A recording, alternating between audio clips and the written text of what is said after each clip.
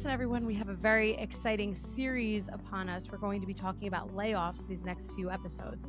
And so I have Jena Dunay with me, who is going to kick off this series about layoffs with us. And we're going to really specifically talk about how to conduct layoffs with dignity and how to recover after them internally. And so these are some topics that we haven't really discussed very specifically on the podcast. So I'm excited to dive in. But let me introduce you first to Jena, who is the founder of Recruit the Employer, an outplacement and career development firm. She started her career out on Wall Street, working in investment banking at the New York Stock Exchange. From there, she spent over 9 years in the learning and development space in a variety of roles, from trainer to chief learning officer at a variety of growing organizations. She has 42,000 plus followers on LinkedIn, hopefully more after this episode launches, is a LinkedIn learning instructor with over 167,000 learners, and has been featured on Business Insider, Forbes, Built in, The Skimm, and The Muse. She lives in Franklin, Tennessee with her fellow Pittsburgh native husband, Brent, daughter, Vivian, and sheepadoodle, Hank. And for fun, she's an amateur baker, world-class pickleball loser, and occasional needlepointer. I love it, Jena. Welcome to the podcast. You got to have fun with those bios, am I right? It's like true. Sometimes they just can get a little stale. So everybody knows I'm really bad at pickleball, but I still show up to play the game. You know what? That's okay. That's a great lesson for life. It's like we might not always win, but as long as we're having a little bit of fun, that's a win in itself. Yes. Now, if my husband starts to try to give me pointers, then we're not having fun. No. But if we're just out there to have fun, and if I lose, I'm okay with that. Yeah, I like that. And if your husband loses, that's probably even better. It's better. Yeah. That's amazing. One team, one dream in marriage. Yeah. That's what I always say. That's amazing. Well, Jena, thank you so much again for joining the podcast. And as I mentioned at the top of reading your bio, this is the start to our layoff series, which, you know, we kind of, when thinking about the end of the year with the podcast, we're speaking like as a team, thinking about what is really happening in the world and what feels super relevant. And so layoffs obviously have come up quite a bit. And if you go on Reddit or you go on Twitter, you'll see everyone's talking about layoffs and the job market totally sucking and like all this stuff.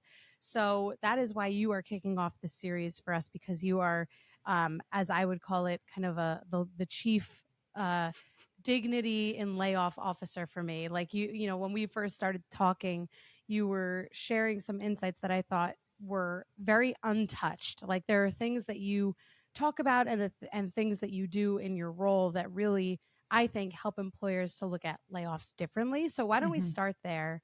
Talk to us about what that means to conduct layoffs with dignity, and maybe it even starts before that. Maybe there's something that kind of kicks off this topic in a better way. Yeah. Well, one, yes, I'm the layoff lady. I talk about the things that nobody wants to talk about, right? It's the big elephant in the room. We're entering into quote unquote layoff season. You know, there's kind of hiring freeze, especially around election, like after the election, we're entering into what is what I'm calling formally known. It's not formally known. I'm calling it that. Layoff season, right? So we have a lot of companies that will often lay off right around this time, right around the holidays, unfortunately, right around the turn of the new year when the fiscal year ends for a lot of organizations. And so you're going to see more of that. And I would actually say the best way to start off talking about layoffs with dignity is to take a step back and to start to think, this is HR leaders that are listening to this podcast, right? Let's start to think about what are the company values that you represent in the HR team. And my guess is that the core values of your organization probably involve something around integrity. Maybe there's like high standards of something, right? And so when we're thinking about layoffs, we need to go back to our core values and make sure that we are laying off in the same way that's aligned with our core values, right? A lot of companies really focus on the core values and then like they sit on the shelf and nobody really talks about them, but they are so important and so crucial to attaching it actually not just to the entire, you know, ethos of the culture, but actually to how do we leave people well and how do we make sure we transition them well when they don't really have a choice but to leave, right? And so a lot of organizations spend a lot of time thinking about those wonderful core values at the beginning part of the employee life cycle, the onboarding. But what we like to talk about and recommend for organizations to start to think about is you should be offboarding as well as you onboard if you care about employees, if you care about being generous in the layoff process, and which I think most HR leaders really want to do that. And so that's kind of how I would take that step back, is it really starts with the core values. It really starts with the idea that offboarding is just as important as onboarding. Yeah, I totally agree. It's so interesting that you talk about this too, and in the scope of the election also, because last week for the 200th episode, I talked about how I pretty much didn't agree with this recent report that came out about how 95% of workers who actually were workers polled, and this was one of the big gripes that I had with the report, is that it's like 95% of workers and not 95% of the people that they actually asked. Right. That's like every statistic everywhere at all times for all reports. So yeah, it's true. You're not wrong. Like, what is happening here? But they said, 95% of people would be looking for a new job. And I was like, that's literally not true. Like, we're in the midst of an election year, and this is when people generally feel the most instability, when companies tend to go through the most change or become the most conservative with either their fiscal plan or their hiring plan, whatever it might be. So I appreciate that you brought that up, because I think it really is very relevant. And when we think about layoffs too, and how all of that is related to just like this season and what we're going through at the end of an election year, or at the start of an election year, is that with all of that change, people become much more like they start to feel much more shaky, and they feel a lack of stability. And then there is also, I think, a fear associated, like, are they going to be laid off? Is their job secure? What does that look like? And then you have all of these outside influences where we hear and see people open up impacted. LinkedIn. To your point, you said Reddit, or I don't go to Reddit. That's just a dumpster fire. But LinkedIn has become some of that place, right? Which is you kind of have to be there if you want to then be looking actively for a job. So you make a great point. Exactly. It's like you have to be there, but then part of you is like, well, I don't want to see all of this because it's making me like a little bit less secure in what's going on. So all of that to say that I 100% agree with what you're saying. And on the offboarding piece, I definitely want to dig in there, because I'm sure that there are listeners who have probably never been a part of an offboarding process before. So when you say offboarding, what does that really entail for you? Yeah. Well, I would just say that there should be a process, period. And I think a lot of organizations don't think about it until they need to think about it, and then it's too late. I'm actually going to read a couple of things that will happen if an employer doesn't think about the offboarding until they have to offboard somebody in a way that they aren't just choosing themselves to leave, that they are being kind of pushed out, for lack of a better phrase. So if you're not thinking about it beforehand, right? Plans are going to be haphazardly pulled together. The exiting employee is going to feel like a number, even if they didn't feel like a number throughout their entire experience. That lasting impression is going to make an impact on them as they're exiting. It's going to dramatically hurt the employer brand, which is this intrinsic thing that we really don't know how to quantify, but it really does matter in the talent acquisition game. A lot of HR professionals know that. There's also a higher chance of lawsuits that are going to happen if you're not thinking about this stuff strategically and thinking about it proactively. And then obviously for those that are left behind, there's this survivor's guilt that's going to happen, right?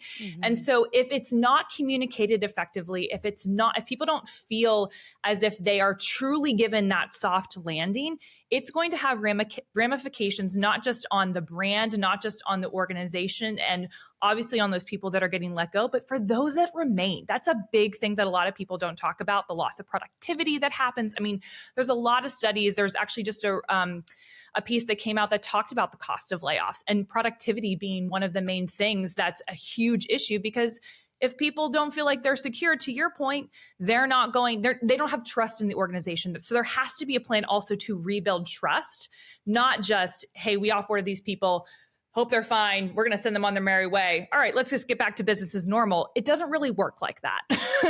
And so being able to acknowledge that that's going to be the reality and plan for it proactively is just what we're talking about here. You're not going to solve every problem. There are going to be disgruntled employees. There's going to be people they're going to have that kind of break in trust, but there has to be a rebuild plan in place, and a plan to, again, provide a soft landing for those individuals. Yeah, that makes a lot of sense. And, I'm thinking about all of the processes that I've had to go through as an HR professional, whether it's conducting a layoff or having to figure out what that offboarding looks like. I think to your point, there is that cascading of information that is a huge part of the offboarding process. And there's also the operational side of the offboarding process related to that person. Yeah. So it's like there's all in, and you kind of mentioned it in terms of getting all of the plans in place, but really when we think about that almost like tactically for It's a lot of those who are work. listening, it's a lot of work. This It's a lot is of work. not something that can be haphazard. So Yes. I think that was the first thing that you said, is that without an offboarding, it is a haphazard process. And when you have a haphazard process, you have so much business risk, like Right. just so much. And so I think about, for those listening who maybe have not been exposed to offboarding processes, for the operational side of things, you have to think about severance agreements and separation agreements, severance amounts, I should say, and what where the person lives, what state requirements might apply in terms of termination pay or final pay or bonuses. Like all of that all of those things are things that have to really be thought about in advance.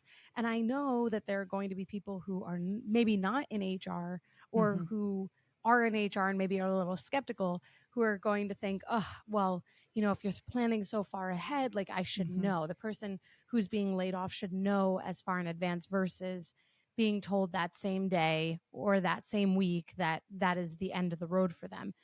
But I just think that is potentially looking at things with the, rose-colored glasses on, because all of these things are operational. They're things that do require planning. They require time and collaboration, most likely with like finance teams and other legal teams, exactly, and other people in the business. And as much as it totally sucks to have to either lead a layoff process or to be laid off, there can't always be that abundance in terms of transparency especially because of all of those things that you mentioned also in terms of cascading information. Imagine there's potentially something that falls into the category of a mass layoff and people are notified without all of the plans. Like, what does that do for those people? Yeah. It makes sends them more into a panic. Yeah, exactly. You're going to have spiraling people that are just spiraling out of control. There's more business risk. And then the individuals who remain in the organization and, to your point, feel potentially some survivor's guilt are probably starting to feel even more shaky in their experiences. So looking around, I mean, there's a lot of things that happen. And some of the questions that I recommend HR leaders to think about, and again, it's all about having this plan, is like, what kind of communication plan do we have? That one is like the most important piece. How you communicate, what you communicate. To your point, like there is a difference between transparency and oversharing.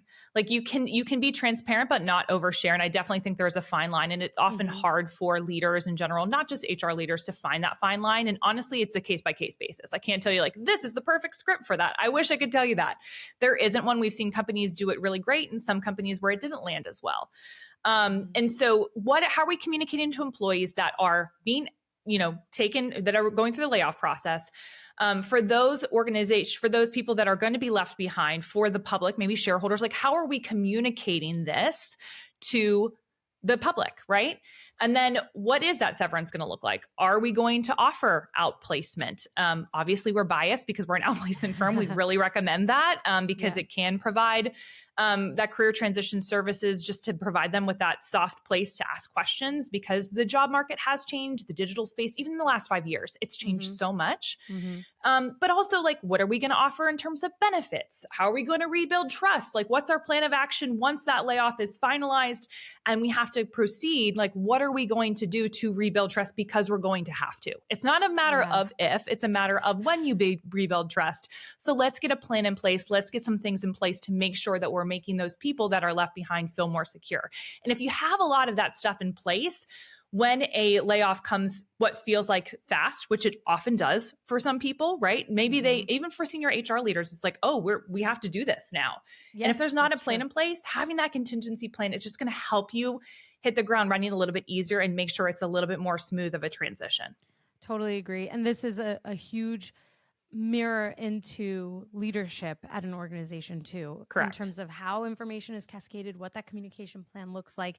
And realistically, communication plans, once they're devised and they prove to be well executed, they can just continue to be used for anything that maybe is information that's either good, bad, or in between. It's, pretty agnostic in terms of what the communication is. But for those who may not know or may not have ever used outplacement services, can you expand a little bit more on what that is and what you do? Yeah, it's so funny. I was at the HR Tech conference at the time of this was like about a month ago. And when I started telling people about outplacement that had no idea of what it was, which I'm actually kind of surprised when I talk to an HR leader that doesn't know what outplacement is. They'll call it outsourcing. I'm like, very different. Very different thing. But they kept on referring to the movie Up in the Air with George Clooney. They're like, oh, you're George Clooney in Up in the Air. I'm like, I am not the person delivering the layoff news. So no, I am not him. Just for clarification. But outplacement, really at the end of the day, and how we specifically look at outplacement, because there's a lot of bigger, big box firms that are out there and kind of respect what they are pulling together. But what we really focus on is how do we holistically serve that person who is now a candidate and help them navigate the candidate marketplace, taking back control of their career, building their confidence back up, and ultimately making sure that their marketing materials are in place so that they can apply to jobs effectively, they can interview for jobs effectively, and they feel good about themselves in the process. Outplacement services, in my opinion, should be utilized not just to give somebody a bunch of resume tips and here's some jobs we're going to push to you. You figure that part out. That's what a lot of outplacement firms are like, unfortunately, nowadays. How we really look at it is, how do we first rebuild your confidence? Because it's going to affect everything else in the process, right? We provide everything from the coaching piece to really helping somebody get clarity on what they want to do next, using this as a pivotal point in their career, as a positive thing in their career. We are very encouraging. It's a fun atmosphere. We don't make it sad, like, hey, you got laid off. Here's some sad organization to go to. Like, we'd make it fun, right? And so try to do our best to really uplift people as they're navigating what is a challenging season. It is proven that the top tragedies in a person's life, the most stressful moments in a person's life come down to death of a loved one, divorce, and losing their job. Yeah, it's a big one. And so we really take that responsibility seriously of stewarding those people that are exited and really try to make them alumni of your organization as best as we can as we're transitioning them. That's fabulous. And it's also so important what you said at the end there, that to make them as best as possible alumni of the organization. Yeah. Because you really do, and I think we talked about this the first time we spoke, you really do want people to go out the way they came in. You want them to feel supported. You want them to feel optimistic about the organization, especially some people might be shareholders while they're leaving organizations, even if it's against their will in some ways, right? Like, so you want them to feel still connected to an organization, even if there's negative emotion, obviously, surrounding being laid off. And what you said also around what you do in terms of being stewards for the organization, for those leaving the organization, there is potentially like a softer blow when someone hears that while they are being laid off, and that is one of the most stressful moments of their lives. And I totally can understand that. That then they actually are not just being sent out into the cold, cruel world to figure it out. They're being sent to almost like a middle place, a middle ground that allows them to have resources beyond that experience in that organization. We're a good kind of purgatory. That's what I always say. I was thinking that, but I didn't. We're a good kind of purgatory. We are that middle ground. And I think the thing is too, is we really lead with the empathy. And I'm a person who has been affected by a layoff before. Thankfully, I had an organization that was very generous as they were letting me go. And at the same time, though, and I also wanted to leave the organization. I was going off to do my own thing, to build something. And it still was a huge blow to me personally, even though I was planning to leave. And even though they were super generous, but I still have really good feelings towards that organization because they were generous, and towards the leaders, because I know sometimes layoffs have to happen, right? They have to happen. And HR is not always the bad person in that process, right? Most of the time, you're not. Yeah, it's not your fault that you're having to go through this layoff. You just get to do the dirty work, unfortunately. And so we really take that, because I am a practitioner first, because I was somebody who was affected by a layoff. I know those feelings of shame. I know those feelings of, am I actually really good at what I'm doing? Even though they told me I'm really good and they said this has nothing to do with my performance, I still feel like well, why did my friend not get let go? Right. So the very real emotions that somebody is going through, or like, oh my gosh, everyone's saying that the job market is terrible.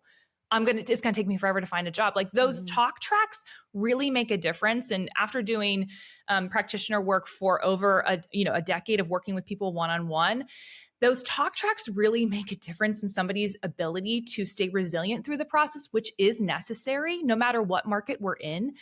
But also it really affects what jobs they apply for, what they go for, if they negotiate their salary, if they interview well, right? A lot of people haven't interviewed in maybe 5 years or even 2 years. Like you're rusty and you don't need a lack of confidence to ruin your chances of landing the job. So we spiff up somebody. We always say we're like, we just give you an ultimate makeover in your career.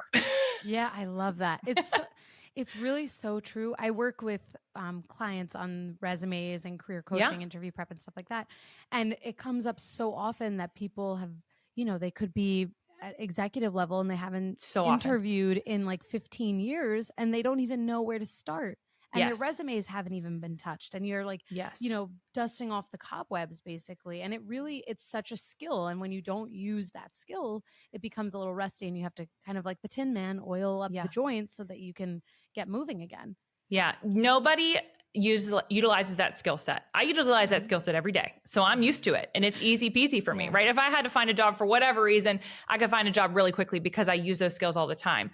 It is insane for a company to think that, oh, they can just figure it out, because it's not that easy to just figure it out. And especially in the digital world that we live in. And like, how robust should my LinkedIn profile be? How much information? Right. I mean, all those logistical questions, we're a soft place to answer those. And no stupid question. There's no stupid question, right? Yeah. Because you don't practice it. It's not your fault that you don't know that. And it's also not your fault your college never taught you.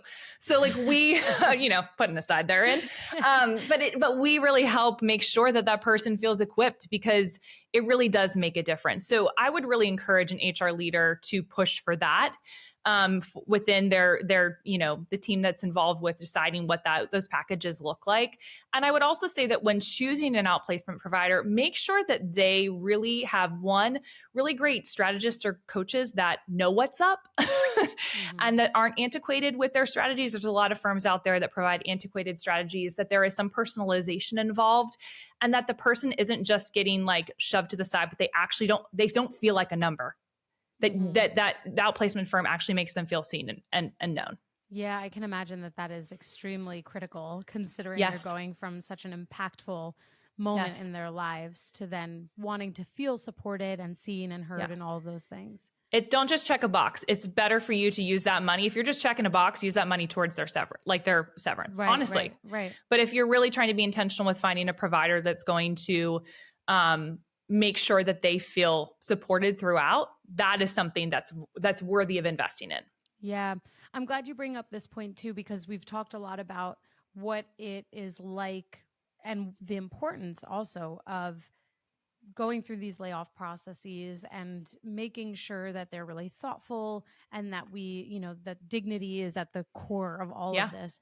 And then, as you've just mentioned, there's also this tactical piece for HR leaders in leveraging different, I don't want to call them perks, but basically providers that do support exiting employees with what I guess we could categorize as a benefit to their exit. Correct. And that is like an outplacement service. And so for those listening, effectively what they would need to do is really think about all of their benefits and their full benefits package from start to finish in the employee life cycle. And so that then when they have a layoff process, because every organization at some point goes through some sort of layoff process, it's kind of inevitable, then they have already thought about what their resources and what their extended benefits will be for those individuals. So I guess it would be safe to say that you would recommend that they think about that before they go through the layoff process. Yeah, because you want to be thoughtful in your vetting and not just use perhaps who you've always used, which I think a lot of companies do. And that's fine, but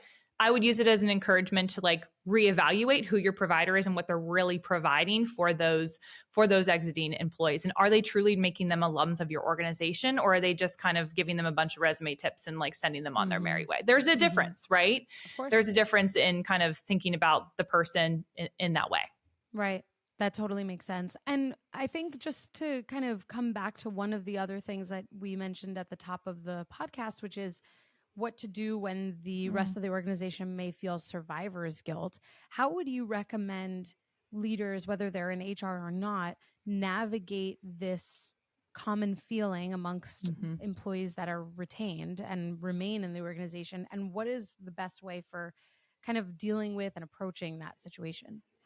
Yeah, there's no one size fits all. I think it really depends on how, again, what was your communication plan? Like what are we trying to remedy here? Right? Right.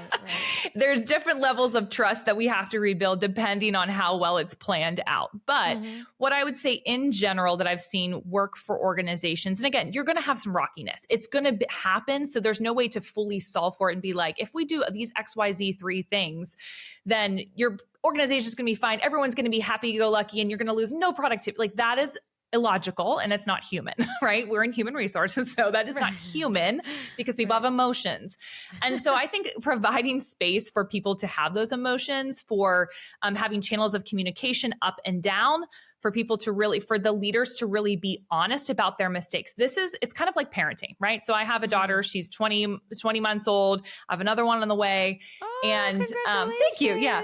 And I'm thinking about when she's a teenager, if I am not modeling for her what it looks like to apologize, how can I expect her to show, you know what I'm saying? So like with leaders, it's taking ownership of what your responsibility was and why this is happening.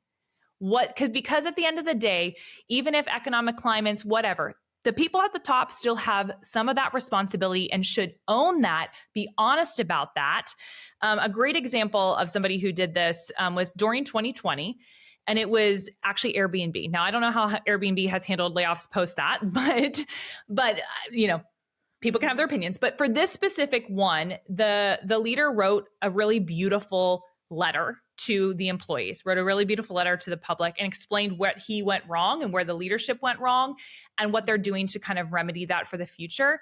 They just put some great plans in place. So like the ownership piece, right, I think is super, super important during this season. So that's the first thing for leaders. Now, you as an HR person can recommend that to the senior leadership. They have to really own that for themselves. But that is like the first step, is owning leaders to own their mistakes in the process. The second thing that I would say is, again, that communication up and down, providing opportunities for people to express their emotions that they're going to naturally feel. And then I would also say some team building that happens especially between C-suite leadership that kind of really made the decision and that middle management. Because if the middle management is feeling rocky, their teams are going to feel rocky, which means your whole company is going to feel rocky. Totally. And so there needs to be some sort of either workshops done or communication plans in place, like really, really trying to bridge the gap between senior leadership and middle management, I think is a really great strategy. We do workshops around that to help companies post-layoff with that exact thing. But that's something to really consider. And then generally speaking, I'd say the other part of it is really like, how do we rebuild culture? So going back to those core values that we talked about at the very beginning, how can we put some fun things in place to bring some levity to the mood, to thank the people that are left behind, to encourage them that their jobs are safe, which hopefully they are, right. And which we don't know, right? They might be, they might not be, but still to provide that encouragement that, hey, if this does happen, this is how we handled it. We believe this is a really great strategy that we did use. We did think thoughtfully about it, didn't just happen like happenstance. And then just to provide those opportunities for people to rebuild their culture in the way that they would if they were starting over new. It's kind of like a new company happens every time a layoff happens. So acknowledging that and rebuilding the culture from the ground up is something that needs to be thought about. Yeah, I think that's awesome, and super appreciate you going through some of these like tactical, tangible things that leaders can really think about, because as we discussed at the top of this, it is a kind of a time for a lot of change and a lot of worry and fear of the unknown. I mean, we're upon the election in a few weeks. And so I just feel like every 4 years this comes up. It's like, even though layoffs happen throughout the year and of course, pretty much on the regular, we know that there are things at a macro level that do affect the way that people feel at work and the level of security that they feel at work. So all of those things that you've talked about and all of those realities in terms of how leaders need to plan appropriately and responsibly to make this process as effective and dignified as possible is so important. So thank you so much for walking us through that and giving us all of your expert insights and tips and all of that. And so I guess we'll close with allowing the listeners to understand where they can learn more about you and your company and how they can hopefully get connected if they're interested in bringing outplacement services of yours to their own company. Yeah. So the best places is our website, recruittheemployer.com. And then also my personal, I would love to meet you if you're a listener of this and you feel, even just if you're like, that made me think, that would be a fine response. Not like, hey, we should set up a call and I need your outplacement services. Just like, hey, that made me think. If you want to reach out to me on LinkedIn, you can find me at Jena Dunay. I live there, I breathe there, I doom scroll there, right? So I am there all the time and would love to meet you and just encourage you also as an HR leader, because your job's hard and your job's been really hard for the past couple of years, honestly, since COVID. And so just to send you some encouragement as well, that, there will be good news. And in case there's bad news, we're here to help. Amazing. Jena, thank you so much again for your time and all of your expert knowledge on this topic. Thanks for having me, Traci. Love being here. Hey, just before you go, don't forget to subscribe to this show so that you are the first to hear when an episode drops each week. And maybe leave a 5-star review and a comment about how much you loved this episode. Plus, if you have someone in mind who would really enjoy this episode, make sure you share it with them. Thank you so much for tuning in, and I will see you next week.